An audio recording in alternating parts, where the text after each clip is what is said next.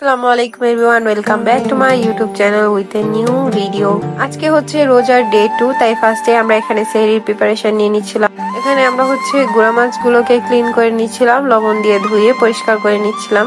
পরিষ্কার করা হয়ে গেলে এখানে পেঁয়াজ, টমেটো আর হচ্ছে কাঁচামরিচ দিয়ে হলুদ, লবণ আর হচ্ছে মরিচের গুঁড়া আর কি একটুখানি তেল দিয়ে এবার এটাকে সুন্দর করে মিক্স করে নিব। মিক্স করে এটার ভিতরে গুঁড়া মাছগুলোকে দিয়ে সেগুলো সুন্দর করে মিক্স করে নিব, মানে একবারে মাখিয়ে বসিয়ে দিব। সুন্দর করে মিক্স করে নিয়েছি যাতে সব মাছের গায়ে ভালোভাবে মশলা লেগে যায়। এর মধ্যে একটুখানি পানি দিয়ে দিব।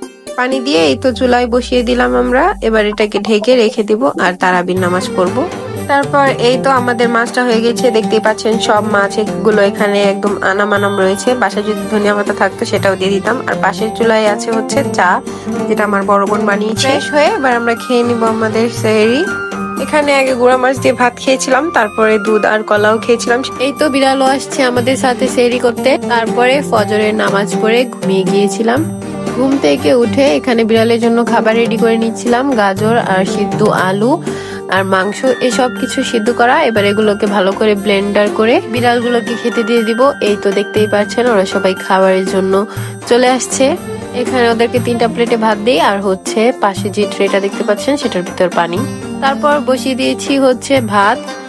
তারপরে আজকে আলুর চপ বানাবো, সেই জন্য হচ্ছে আলু বয়েল করে এগুলোকে ছুলে নিচ্ছি। এবারে এইটা দিয়ে ভর্তা করব, আলুর ভর্তা। আলুগুলো চিলে হয়ে গেলে এবার আমি এখানে পেঁয়াজ কুচি করে নিব আর আগে থেকে করে রাখা চিলি ফ্লেক্স, সরিষার তেল আর লবণ দিয়ে আলুগুলোকে সুন্দর করে মিক্স করে এটাকে ভর্তা করে দেন আলুর চপের জন্য শেপ দিয়ে নিব। তারপর চুলায় বসিয়ে দিচ্ছি হচ্ছে তেঁতুলের পাল্প আর অপর পাশে আমি হচ্ছে ডিমগুলোকেও সিদ্ধ করে নিয়েছি। এই তো চুলে নিয়েছি ডিম। ওটা বলক চলে আসার পরে এখানে আমি হচ্ছে গুড় অ্যাড করে দিব। স্বাদ অনুযায়ী গুড় দিব, কিন্তু আমি তো রোজা ছিলাম তাই এটাকে চেক করতে পারিনি, আর একটু গুড় প্রয়োজন ছিল।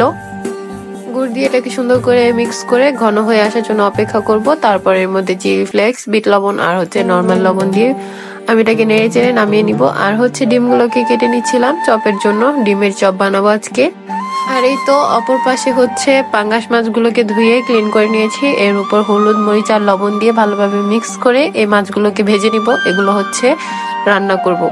মশলাটাকে ভালোভাবে মিক্স করে এটাকে 5 মিনিটের জন্য রেখে দিব, ততক্ষণ আমাদের তেলটাও গরম হয়ে যাবে। এই তো দিয়ে দিলাম চুলার উপরে। এই তো হয়ে গিয়েছে আমাদের মাছ ভাজা, আর ভাজবো না এটাকে। এবার হচ্ছে সেই মাছ ভাজা তেলের মধ্যেই পেঁয়াজ কুচি দিয়ে দিব। পেঁয়াজগুলোকে সুন্দর করে নেড়ে চেড়ে ভেজে নিব লাল হওয়া পর্যন্ত। এই তো অলমোস্ট ভাজা হয়ে গিয়েছে আমাদের পেঁয়াজগুলো। এবার এর মধ্যে দিয়ে দিব হচ্ছে টমেটো, কেটে রাখা টমেটো, আদা রসুনের পেস্ট, আর দিয়ে দিয়েছি হচ্ছে কাঁচামরিচ, হলুদ, মরিচ, ধনিয়া, লবণ আর জিরার গুঁড়া দিয়ে এটাকে সুন্দর করে ভেজে দেন হচ্ছে এখানে মাছ দিয়ে আমরা এটাকে মিক্স করে সুন্দর করে মশলার সাথে মিক্স করে দেন হচ্ছে একটুখানি পানি দিয়ে বলক আসার পরে আমরা এটাকে নামিয়ে নিব। এখানে হাফ কেজি এর একটু কম হচ্ছে মসুর ডাল ভিজিয়ে রেখেছিলাম। ডালগুলো ভিজেছে, এবার এটাকে সুন্দর করে ধুয়ে ব্লেন্ডার করে নিব। এই তো এখান থেকে একটুখানি ডাল আলাদা করে নিলাম। এর মধ্যে হচ্ছে পেঁয়াজ কুচি, কাঁচামরিচ কুচি, লবণ, হলুদ আর হচ্ছে শুকনা মরিচের গুঁড়া দিয়ে এটাকে সুন্দর করে মিক্স করে এক সাইডে রেখে দিব। আর হচ্ছে বাকি ডালটাকে একটা বাটির মধ্যে রেখে এটাকে ফ্রিজে রেখে দিব ফ্রিজ করার জন্য। এই তো এখানে ফার্স্টে আমি পেঁয়াজগুলোকে ভেজে নিচ্ছিলাম। পেঁয়াজগুলোকে ভাজা হয়ে গেলে দেন হচ্ছে আমরা এখানে আলুর চপ ভাজবো। এই তো আমাদের আলুর চপ রেডি। আর এখানে হচ্ছে বাসায় বানানো বরিন্দা। ইফতারির টাইম হয়ে গেছে, এবার আমরা ইফতারি করব। ভিডিওটা ভালো লাগলে অবশ্যই লাইক, কমেন্ট, শেয়ার করবেন। কালকে নতুন ইফতারি ব্লগ আসবে, অবশ্যই সাবস্ক্রাইব করে রাখবেন। বাই।